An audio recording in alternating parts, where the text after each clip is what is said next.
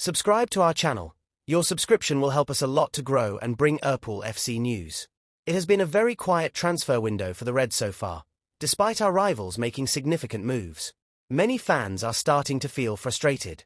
However, in today's video, we have some major Liverpool transfer news from David Ornstein.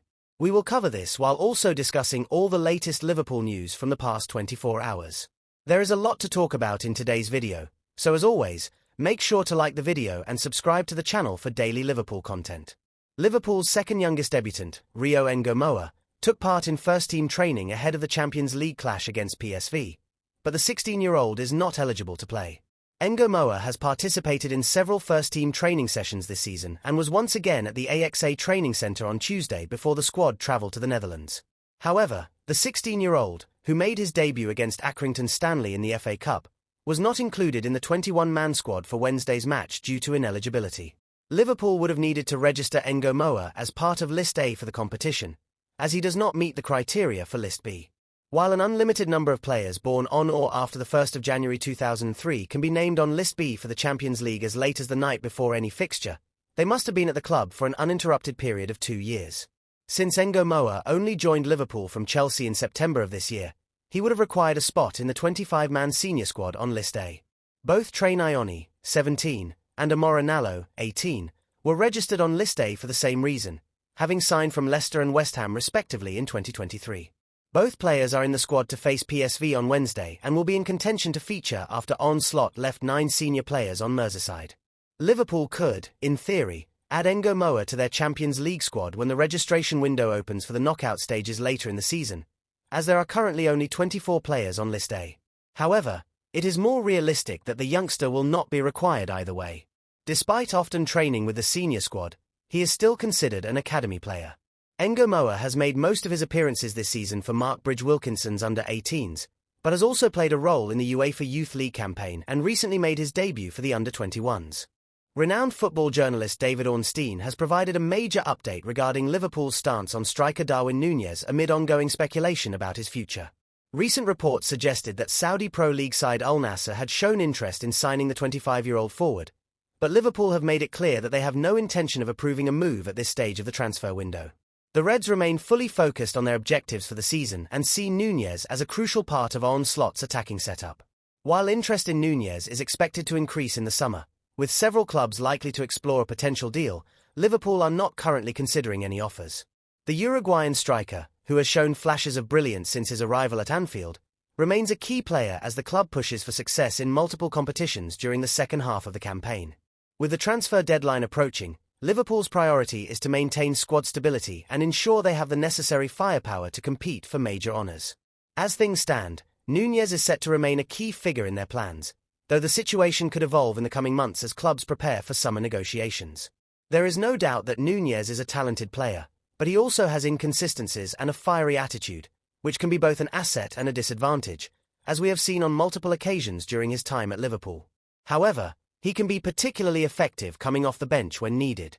Keeping him is surely the right decision for now, and if the club intends to sell him in the future, hopefully, he can find some form to help recover part of the investment made in him. Before moving on to the next story, if you are enjoying today's video, please make sure to like the video and subscribe to the channel for daily Liverpool content. In other news, Ornstein has confirmed that Liverpool are actively working on summer transfers.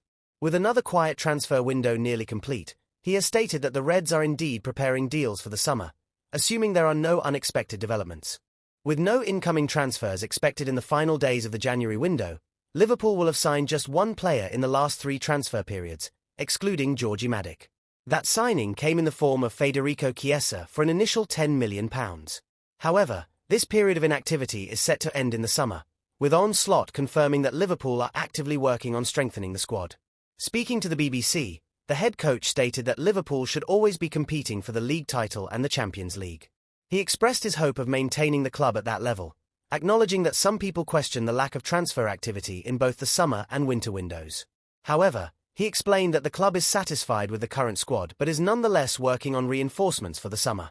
While Liverpool are not expected to sign any players before the January window closes, there could still be some departures. Cade Gordon may leave on loan after returning early from his spell at Norwich, while Dominic Corris, who spent last season at Swiss club Everden Sport, could also seek an exit. Meanwhile, Stefan Bajcetic has been linked with a change of loan club. His spell at Red Bull Salzburg has not gone as planned, with manager Pep Lijnders having departed and the 20-year-old starting just 2 of the last 6 league matches. At the weekend, local newspaper Atlantico Hoy reported that Las Palmas are close to finalizing a loan deal for Bajcetic. Additionally, Merseyside source Dave Oop has backed these claims, stating that the deal is now complete, with Bajcetic set to join Las Palmas in Gran Canaria for the rest of the season. However, more established journalists have yet to confirm these reports.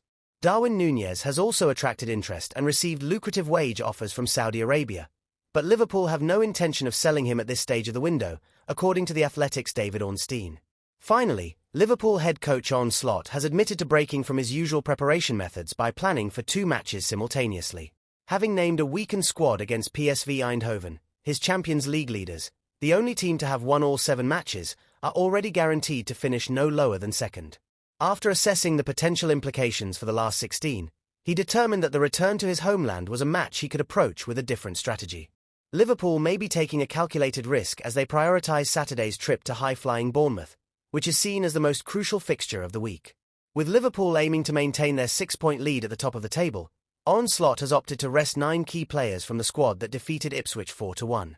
Mohamed Salah, Virgil van Dijk, Trent Alexander-Arnold, Alisson Becker, Ibrahima Konate, Ryan Gravenberch, Dominic Szoboszlai, Alexis Mac Allister, and Luis Diaz have all been given Wednesday off to recover, as this marks the 8th game in a run of 9 within just 27 days.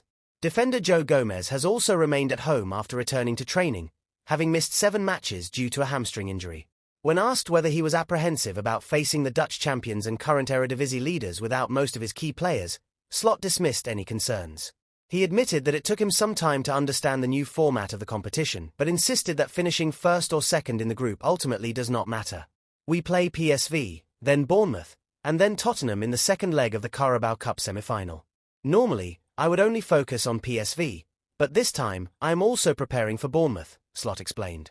All the players I left behind could have played tomorrow, but if you look at our season, we have given them a break every 3, 4, or 5 weeks. If there was ever a moment to give them some freshness back, it is now. They will be off tomorrow. Ideally, we would give them time off 3 days before a match, but that is not always possible. A few staff members will also return home early on Thursday morning to train those who remained behind. That concludes today's video. If you enjoyed it, please leave a like and subscribe to the channel for more Liverpool content. Also, let me know your thoughts on today's stories. Thank you, and I'll see you in the next video.